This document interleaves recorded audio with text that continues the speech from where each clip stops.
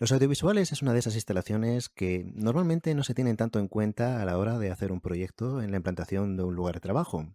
Sin embargo, ofrece un sinfín de posibilidades y a día de hoy no están tan exploradas y tan explotadas como podría. Incluso en estas fechas tenemos, sin hablar de ciencia ficción, muchísimas posibilidades a la hora de configurar equipos y configurar todo aquello que se puede hacer tanto con audio como con vídeo. Para hablar de esto, tener una visión general, hoy tenemos con nosotros a Ignacio Martínez, de la empresa Avancia, especializado en las instalaciones de audiovisuales en los lugares de trabajo, ya sean oficinas, sean hoteles, sean edificios comunes, centros comerciales. Bienvenido, Ignacio. Hola, Eduardo, encantado de estar contigo conversando un poquito sobre los sistemas audiovisuales. Ya teníamos ganas de dedicarle aquí en el podcast Entre lápices y pantallas, pues un episodio, por lo menos para empezar a hablar de estos temas. Luego iremos disgregando cada una de las instalaciones que existen, sobre todo entre vídeo y audio, en episodios siguientes, pero hoy vamos a intentar, ya que tenemos la posibilidad de hablar con Ignacio, de tener una visión general de aquello que se está haciendo actualmente y de aquello que, aunque no se esté haciendo actualmente, sí que se puede llegar a hacer. Más o menos, Ignacio, preséntate un poquito para que nuestra audiencia te conozca. Bueno, yo soy responsable de proyectos en Avance Aplicaciones. Somos una empresa situada en Madrid donde hacemos proyectos de dos tipos principalmente. Uno corporativo, relacionado con empresas, implantación de oficinas, y otro a nivel de museístico o de experiencias inmersivas. Para empezar a hablar de ello, ¿qué evolución has visto tú de para qué se utilizaban los audiovisuales o cómo eran las instalaciones de audiovisuales hace unos años, a diferencia de cómo son simplemente actualmente de una manera estándar? Ahora empezaremos a hablar después de aquellos avances que todavía no se han interiorizado, pero simplemente de una manera estándar lo que se utilizaba hace unos años y lo que se utiliza ahora. Indudablemente, yo creo que lo que más nos ha influido ha sido la tecnología inalámbrica principalmente. Antiguamente las instalaciones se realizaban con mucho cableado y ahora, lógicamente, con la instalación de sistemas inalámbricos, lo que ha sido una de cambio completamente en que la gente lo que no quiere ver son cables, por ejemplo. Entonces, yo pondría lo primero el gran cambio a la tecnología inalámbrica. Y cuando hablamos de audiovisuales, ¿tú crees que va siempre unido o ha habido un cierto decalaje entre el uso del audio y el uso del vídeo? Muchas veces el audio es el que menos importancia se le da y probablemente sea el más crítico y más conflictivo, porque uno de los mayores problemas que nos podemos encontrar son con las partes acústicas de las salas. Ya Ujú. tendríamos que entrar en más detalle. Me refiero que evidentemente el sonido va muy relacionado con el vídeo, pero si el sonido se cae, el vídeo no sirve para nada. Sí, la calidad acústica no procede tanto de la instalación en sí, sino que la sala tiene mucho que ver, como ya hemos visto en algún episodio de los que hemos dedicado al acondicionamiento acústico. Correcto. Y realmente todo tiene que ir en conjunto, ¿no? Incluso para que nuestra audiencia se haga una idea, si la sala es muy grande y hay toda una serie de altavoces o pantallas, como llaman técnicamente, se intenta que no todos suenen al mismo tiempo Claro. para evitar una reverberancia excesiva por lo que el sonido tarda en desplazarse, ¿no? Y Ujú. todo esto pues tiene que ir en conjunto entre el equipo que sea capaz de hacer ese decalaje entre los altavoces y la sala que sea capaz de no reverberar demasiado, ¿no? Efectivamente, claro. Porque lo que más, desde de los últimos años para acá, lo que ha habido un aumento, lógicamente, ha sido el nivel en la videoconferencia. O sea, la videoconferencia era un equipo que antes la gente no sabía utilizar, que le daba miedo utilizarlo. Y evidentemente con bueno, pues la facilidad que te da los soportes de software, pues la gente con la pandemia se ha podido conectar en videoconferencia y ya saben cómo utilizarla. Entonces eso ha crecido una demanda, lógicamente, por parte de las empresas de que en cada sala tiene que haber una videoconferencia. Otra cuestión será luego el aprender a usarlas, no técnicamente, Claro, sino el usarlas cuando se debe y para lo que se debe y de una manera racional, ¿no? Pero esto yo creo que normalmente tiene un efecto rebote, ¿no? Al principio se desconoce, no se usa un poco por miedo, luego se entiende que sí que se pueden usar, que funcionan, y entonces hay una avalancha en la que se utiliza videoconferencia para todo, y después, con el tiempo, pues se acaba entendiendo que hay cosas que se pueden hacer con una simple llamada, otras cuestiones que requieren presencia y otras cosas que requieren telepresencia, ¿no? Eso al final es un tema de madurez. sí, evidentemente cada empresa cubre sus necesidades en función también de la tipología de empleado. Hay empresas más tecnológicas y empresas menos tecnológicas. muchas empresas tienen que montar salas, evidentemente, también como imagen corporativa de suya. Entonces hay gente con la que evidentemente invierte en un tipo de sala o unos más, otros menos en función de sus necesidades. Ahora mismo lo bueno es que tenemos una amplia variedad a nivel de gama de sistemas de videoconferencia. Es decir, tenemos precio para todo tipo de empresa, adecuar el precio a sus necesidades. Mira, por ejemplo, ahora que mencionas las videoconferencias, creo que es interesante que se pueda hablar de las videoconferencias, digamos, profesionales, en comparación con lo que tan útil es y tantas veces utilizamos de este tipo de videoconferencias, pues tipo Skype, que se pueden hacer desde tu móvil o demás, ¿qué cabida tiene dentro del mercado las videoconferencias que se salen de estos usos que normalmente pues, son más conocidos? Bueno, los sistemas de videoconferencia se utilizan muchísimo para sectores tecnológicos como puedan ser la telemedicina, por ejemplo, o incluso en fábricas de fabricación donde evidentemente puedes tener equipos de videoconferencia que pueden mostrar piezas o materiales industriales, digamos. El uso de la videoconferencia es ilimitado. Yo creo que cada vez tendemos más a hacer videoconferencias y evidentemente los recursos que nosotros ponemos para la videoconferencia es qué necesidad tienes de videoconferencia y nosotros te buscamos una solución a ese tipo de videoconferencia que quieres hacer. Yo soy una fábrica que hago tornillos y necesito que desde la oficina de Madrid podamos ver cómo se está fabricando el tornillo en detalle y a lo mejor necesitas una cámara móvil de videoconferencia, que las hay. No todas las cámaras son fijas. Puedes tener Ujú. también cámaras móviles. Entonces, más es la necesidad del cliente buscarle el producto adecuado. Muchas veces hay que también separar lo que es una instalación de sonido de lo que es la instalación de megafonía.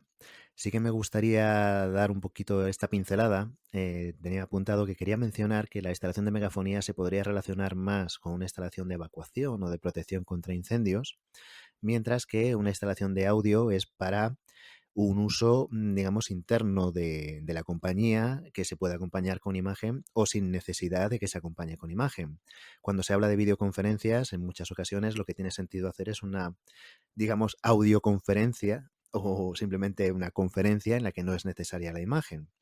Cuando se habla de una videoconferencia profesional, una de las cuestiones que se busca con respecto a unas videoconferencias abiertas es que haya una mayor seguridad, una mayor estabilidad y una mayor privacidad. Todo esto al final es una conjunción entre la instalación externa y la gestión interna de la oficina. Más o menos, ¿qué elementos se tienen que prever cuando alguien, un proyectista, un diseñador, está esbozando una oficina y en esa oficina hay que hacer una instalación de audiovisuales medianamente potente? A nivel de espacio o a nivel de elementos, ¿qué es lo que se tiene que tener en cuenta para luego poder hacer esa instalación? ¿Qué hay que reservar? Bueno, principalmente cuando hacemos una sala de videoconferencia, lo que tenemos que evitar son, por ejemplo, los contraluces de las ventanas. Aparte, lógicamente, hay que situar la cámara, digamos, para evitar los contraluces. ¿Por qué? Porque hay salas donde se coloca la cámara frente a una ventana, esa ventana, por la orientación que tenga, le está dando todo el día el sol. Y en cambio tenemos muchos problemas, lógicamente, con el autofocus, autozoom de la cámara. Entonces siempre lo primero que hay que hacer es evitar el tema de los contraluces. Por otro lado, lo que hemos hablado también de la acústica de la sala, evitar tener muchos elementos reflectantes, la utilización de tanto paneles acústicos absorbentes como forma de decoración, que para nosotros nos simplifica mucho los problemas de acústica. Relacionado con el tema de la megafonía que comentabas, sí es verdad que el sonido va en función de las necesidades que tenga un cliente. No es lo mismo sonorizar un hospital, donde sí exigen una normativa, lógicamente, de equipos certificados con EN54, tanto los equipos como todos los elementos de altavoces, la utilización de todo el tema de cableado libre de halógenos, evidentemente son todo para sitios de pública concurrencia. En este caso es más una distribución de megafonía, por lo cual se suele hacer en línea de 100 voltios, evitando evidentemente pues el poder utilizar muchos altavoces y distribuirlos en zonas como se requiera. Siempre tiene que tener una entrada, evidentemente, de emergencia, de alarma, en este caso, que tiene que estar homologado también con el sistema que tenga de seguridad de CTV o incluso de incendios, pues lógicamente son productos que tienen que estar homologados. Lógicamente, a nivel de instalaciones de sonido, tanto en una sala para videoconferencias que se puede reforzar el audio, lógicamente, pues también depende del tamaño de sala. Aproximadamente, yo creo que una sala ya a partir de 10 packs, de 10 personas, pues suelen ser salas donde se requiere un refuerzo auditivo y de microfonía, porque ten en cuenta también que no solo el micrófono viene de una barra de conferencia, sino que montamos salas donde tenemos los micrófonos en el techo, principalmente porque los clientes no quieren tener nada de cables ni nada en las mesas, o porque la sala pueda ser polivalente, que evidentemente estás condenado a que todos los sistemas bien sean inalámbricos o micrófonos de techo, por evidentemente evitar los cableados. Este punto que acabas de comentar sí que quería mencionarlo aparte, porque en las salas polivalentes es donde esto de la tecnología inalámbrica tiene un sentido, estratosférico, porque hasta ahora cuando se hablaba de salas de formación, donde se colocan mesas componibles, con ruedas, que se pueden reconfigurar, que a veces están en línea, a veces están en forma de C, en forma de U, Sí, el colocar una instalación de audiovisuales ahí siempre se ha considerado algo pues que prácticamente era conectar con un cable una pantalla, un proyector o una televisión, un monitor, y que luego pues alguien fuera con un micrófono hablando a través de unos altavoces fijos con los demás. En el momento en el que existe esta posibilidad inalámbrica, la reconfiguración de las mesas va acompañada de esa reconfiguración del audio que permite que se pueda hablar y pueda haber una interactividad entre todas las partes que antes era prácticamente imposible. El tema de la tecnología inalámbrica para las salas polivalentes hay que matizar dos cosas. Uno, estamos hablando de que la transmisión, en este caso sea de una fuente hasta el monitor, sea inalámbrico, pero sí evidentemente desde lo que es el sistema de distribución de vídeo hasta el monitor o hasta el proyector, evidentemente sí va por cable. Es decir, tenemos lo que es la emisión, es decir, yo me puedo manejar por toda la sala con un portátil, que no tengo ningún problema, pero la señal que le está llegando a cada monitor sí se va a realizar a través de un cable. Por un lado, la transmisión es, por un lado, inalámbrica, pero la recepción de la señal de audio y vídeo es por cable. ¿Por qué? Porque, por ejemplo, los altavoces no funcionan por wifi, pero sí nosotros recibimos el sonido que viene del micrófono inalámbrico y evidentemente lo procesamos para que luego salga por los altavoces que van cableados, ¿vale? Entonces siempre hablamos de transmisión inalámbrica para la parte del envío de la señal y la recepción de la señal va por cable. Es un poco la analogía que ocurre con las instalaciones de datos cuando se habla precisamente del wifi, Correcto. que el wifi es a partir del router inalámbrico, pero hasta el router inalámbrico la señal que te llega, digamos, de fuera del edificio, Es cable. obviamente es cable y a partir de un cierto punto es inalámbrico y luego a lo mejor vuelve a tener cable, pero sí que esa parte que hay que no requiere de cable es algo que te da una versatilidad que, bueno, pues que antes no era tan sencillo de tener. También un poco que quisiera quitar el mito en algunas ocasiones cuando hemos hecho alguna instalación. El tema de los monitores profesionales, el tema de que una televisión tenga un coste que pueda parecer disparatado, o que un sistema de videoconferencia de, bueno, pues ¿para qué vamos a poner un sistema de videoconferencia si existe, pues, por ejemplo, pues, un Skype o sistemas abiertos, ¿no? Quisiera ahondar un poquito en esto para que nuestra audiencia tuviera un poquito claro qué diferencias hay o por qué pueda tener sentido que a lo mejor una televisión que vaya a estar en loop durante mucho tiempo o que vaya a tener un uso pues muy prolongado tenga un coste más elevado que un televisor a lo mejor doméstico que tiene el foco puesto en otro tipo de temas que a lo mejor son más relacionados con el uso que se le va a dar dentro de una vivienda y que no es el mismo que se le da en un lugar de trabajo. Bueno, la primera diferencia entre un televisor y un monitor profesional, evidentemente, es el panel. El panel, digamos que el televisor siempre va a ser un panel más brillante, ¿vale? Por el contrario, el monitor profesional siempre va a tener un monitor más mate. La diferencia está en las horas de uso, porque nosotros cuando estamos delante de un monitor profesional, evidentemente la vista va a estar más descansada que si lo hubiésemos en un televisor. Porque televisor, por el brillo, evidentemente, resalta más los colores, pero eso está bien, por ejemplo, pues bueno, pues para ver cine, para ver vídeo, pero si estamos a nivel de trabajo, de presentaciones, evidentemente, el monitor profesional, la visualización es mucho mejor que el televisor estándar. Las diferencias está también, por ejemplo, pues la posibilidad que nosotros tenemos de un monitor profesional de poderlo tener controlado por LAN para poderle apagar, encender automáticamente, cosa que el televisor no tiene. Solo tiene un infrarrojos que se podría controlar, pero no es bidireccional. Entonces, el monitor profesional para las instalaciones que nosotros hacemos, tanto como pueda ser de cartelería digital o en una sala de polivalente o en una sala grande, pues evidentemente el panel profesional para nosotros nos da mejor resultado porque podemos hacer más cosas. Evidentemente también los monitores profesionales tienen 3 años de garantía y los televisores tienen 2 años de garantía. Incluso te diría también que por los precios, actualmente como salen televisores de gama doméstica, pues que cada vez tienen más frecuencia de muestreo, tienen más potencia de altavoces y evidentemente con el tema de las aplicaciones de Smart TV, ahora hay televisores, perdón, que son más caros que los monitores profesionales. Sí, bueno, claro, eso dependiendo de la gama, efectivamente. Ahora mismo sí, hay televisores baratos, sí, claro, hay televisores baratos, pero los de última gama siempre suelen ser muy caros.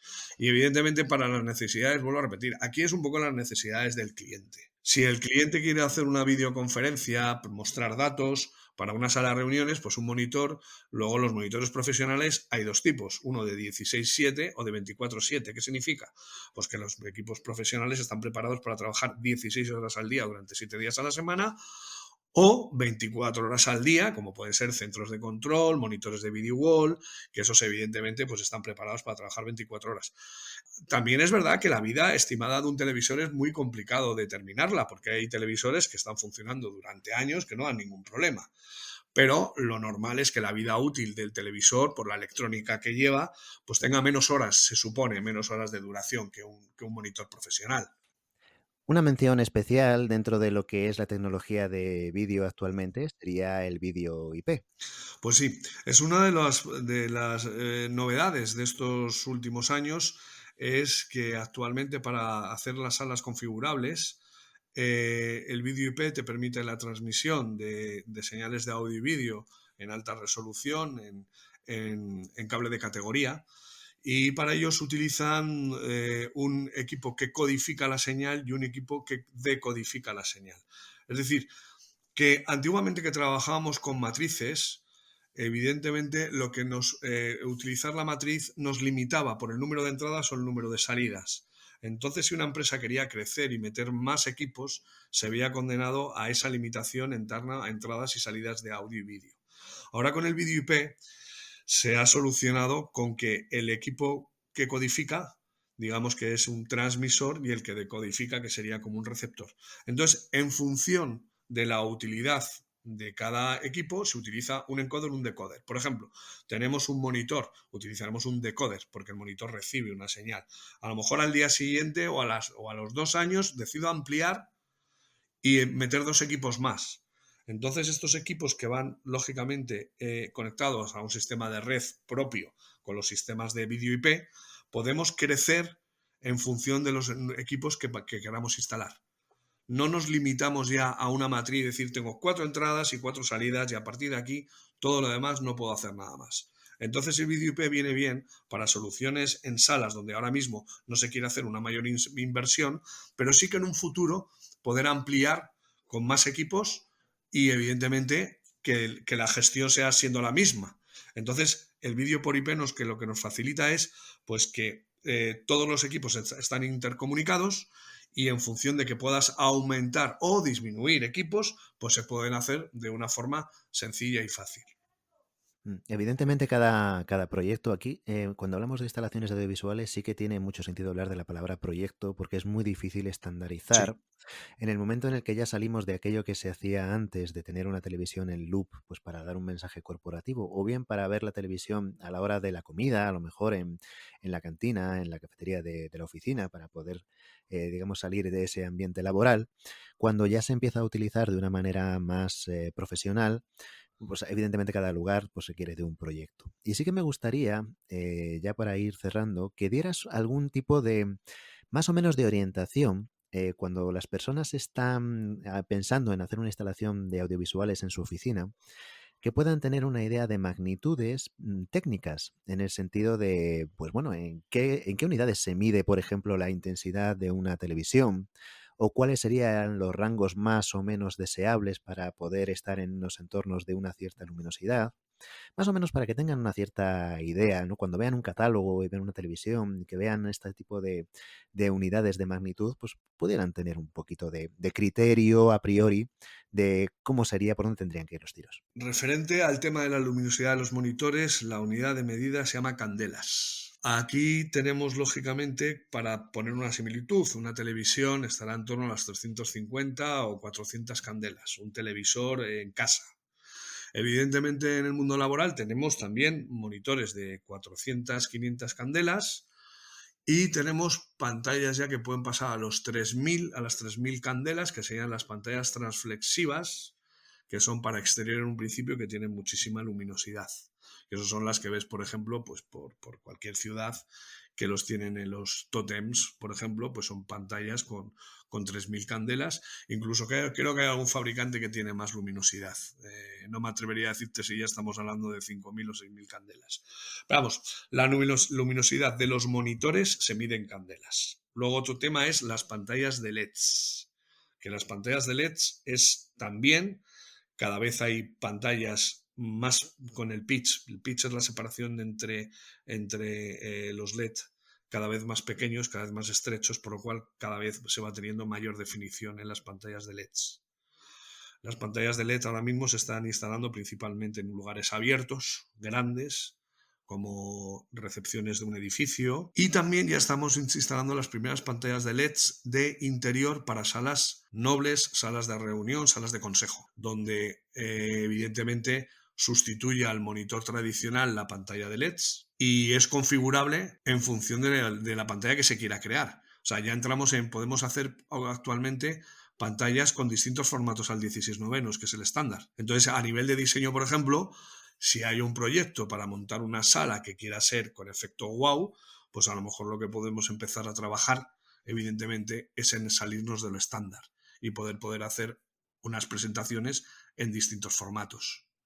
Tecnológicamente ahora es posible tanto la parte de la ubicación de las pantallas, de la ubicación o la creación de las pantallas con diseño a medida, tanto como el poder hacer las grabaciones en esos formatos que evidentemente no son estándar y que tendrías que producir los contenidos en base también al tamaño o al formato de la pantalla que se va a instalar. Hace unos días, Ignacio me llevó a ver una instalación que habían realizado en un stand en Fitur, en la Feria del Turismo en Madrid. Y bueno, realmente algo pues muy espectacular, muy interactivo y bueno, pues se mostraban las posibilidades de pues, incluso interactuar con lo que es la propia pantalla, en el sentido de puedes tener un suelo que sea una pantalla donde haya agua y que al pisar pues se generen las ondas dentro, pues como si estuvieras pisando un charco, como si estuvieras pisando pues, precisamente el agua, o bueno, pues hay una serie de cuestiones que son muy espectaculares. Estuvimos viendo un cubo que la imagen pasaba a través de las esquinas del cubo y podía girar como si fuera algo natural, como si estuvieras dentro a lo mejor de una pecera o dentro de un espacio natural. Hay muchas posibilidades que, bueno, efectivamente, era una instalación muy grande que requiere mucho espacio y que no es algo que se vaya a colocar en todas partes, pero sí que da una idea de que se pueden hacer muchísimas cosas. Para poder hacer todo eso, hace falta contar no solamente con lo que es el monitor. Los monitores hoy en día pueden ser componibles. De hecho, el que estuvimos viendo era enorme y no se veían las juntas entre los módulos que lo componían. Aquellas imágenes de antiguos video walls donde se veía que estaban los cuadraditos Un de los marco. módulos componibles con sus cercos, esto pues ya no es necesario. Y hace falta también, pues en estos casos ya hablamos de una pequeña sala de control, hace falta una cierta maquinaria que requiere de un espacio o de unos armarios donde se pueda colocar toda esa maquinaria y que pueda ser más o menos compleja. Todo esto que comentaba Ignacio de entradas, salidas, tanto de audio, de vídeo, mezcladores, canales, que bueno, cada proyecto es tan amplio y tan específico que es muy difícil de especificar. pero sí que más o menos, por lo que hemos ido hablando con Ignacio, hemos podido ir viendo que hemos pasado de tener una televisión en la recepción donde se van viendo los anuncios, o una televisión en el comedor donde se puede desconectar a lo largo de las horas de la comida. Hay más usos y hay más cosas y que forma parte del proyecto. Realmente se puede incorporar dentro del proyecto de implantación instalaciones de audiovisuales para usos concretos y que a lo mejor merece la pena pues generar esos espacios donde pueda ir ese equipamiento, esas canalizaciones para poder colocar ese audio en el techo o esas pantallas o estos elementos que cada vez van siendo más accesibles y que antes eran un poco más de ciencia ficción que ahora mismo ya no lo son. No sé si, Ignacio, tienes en mente algo que antes te pareciera, pues esto, ciencia ficción y que ahora mismo pues digas, caramba, si es que lo estamos colocando de manera habitual. Yo, una de las principales cosas es el tema principalmente de las canalizaciones, lo que más problemas nos encontramos. O sea, nosotros necesitamos tanto que los techos sean técnicos, ¿sabes? Para poder pasar cableados por el suelo, incluso también, lógicamente, con los techos registrables. Hay muchas veces que se condenan las salas, evidentemente, cuando hay sitios donde utilizan a lo mejor escayola, te dejan cerrar el techo, no son placas que puedas desmontar y evidentemente dices, bueno, es que he llegado tarde, ¿no? Ya o se hace la canalización antes o ya una vez hecha la obra y puesto el tabique, yo ahí ya no puedo hacer nada. Entonces, mucho cuidado con la integración de sistemas audiovisuales en espacios donde no está preparado para ello. Es decir, cuando hablamos de proyecto, lo que estábamos diciendo, cuando hablamos de proyecto, el considerar las instalaciones audiovisuales en fase de proyecto Correcto. y no tanto como algo que se coloca después de manera, vamos a decir, entre comillas, postiza. Sí, y perdona, porque el término es siempre los de las teles. Y dices, no, espera, espera, que el de las teles precisamente no somos. Pero bueno, Sí, es verdad, pero el- es algo que no es, se muchas veces no se integra desde el principio y se claro, piensa que tú y haces se la sala, limita, digamos, limpia y después ya se van colocando los postizos que claro. son aparatos. Y ayuda mucho el conocer, por eso programas como Mira, este de hoy, para intentar un poco, aunque no vayamos a explicar cómo se hace una instalación de audiovisuales, qué tiempo habrá de ir haciendo más sí, episodios. sí, sí, Sin embargo, pues que exista esta idea de que, oye, antes, igual que haces canalizaciones de electricidad, canalizaciones de datos, canalizaciones para controles de acceso, para regulación de iluminación, para domótica en stores, para alarmas, para muchas cosas, pues sí. también conviene que se plantee si la instalación de audiovisuales que se va a requerir o que se va a utilizar requiere de algo en especial, pues como pudiera ser a lo mejor algo tan simple como un rack de audiovisuales Mira, que tenga sí, que es estar lo en que te algún iba a sitio. comentar. De todas maneras, cuando estamos hablando de salas polivalentes, donde necesitamos equipos que van en varias salas, me refiero, sí es importantísimo la ubicación del rack. Siempre se recomienda lo más cercano a la sala, evidentemente, y luego que tenga por lo menos unas dimensiones mínimas, me refiero. ¿Sabes? ¿Por qué? Porque muchas veces que colocamos los equipos audiovisuales dentro de un mueble, dentro de la sala, que evidentemente, pues por poderse se puede hacer, pero no es lo recomendable. Porque hay que hacer pasos de ventilación, hay que meter regletas eléctricas. Entonces, que estéticamente intentamos que los equipos audiovisuales no se vean en la sala, pues va a depender mucho, pues eso, si se ha contemplado un cuarto paralelo para meter un rack o, evidentemente, el que tenemos que meter el mobiliario, o sea, con el mobiliario existente, adaptarlo a los equipos audiovisuales que pretendan. Es decir, que si el rack no se ha considerado en fase de proyecto, es muy fácil que luego cuando se intenta colocar a posteriori quede mal en cualquier sitio, porque Claro, no tiene una ubicación que se ha pensado inicialmente, a lo mejor por no ya por desconocimiento, a lo mejor técnico, sino sobre todo por no pensar en ello, porque es algo que muchas veces a nivel de proyecto, pues no se piensa. claro, Simplemente que no está dentro de la mente del proyectista en ese momento pensar en instalaciones de audiovisuales, sino que es muy habitual pensar que eso se incorpora después claro, de manera, como decíamos antes, un tanto postiza y ayuda mucho a que desde el principio pues se entienda que, oye, que hoy en día es algo bastante importante a incorporar dentro de las oficinas.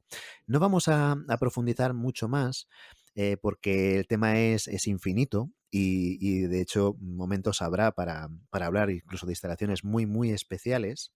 Pero sí que me gustaría que antes de cerrar dejaras vuestras coordenadas porque tendréis una serie de referencias y demás en vuestra página web, cosas que se pueden ver de ejemplo que están, digamos, muy útiles para que las personas que quieran abrir un poco su horizonte, sobre todo si están un tanto desconectadas de lo que ha sido el avance audiovisual, pues puedan disfrutar de ver ahí pues, que hay cosas que les van a poder venir muy bien. Bueno, nosotros tenemos disponible nuestra página web www.avancia.es.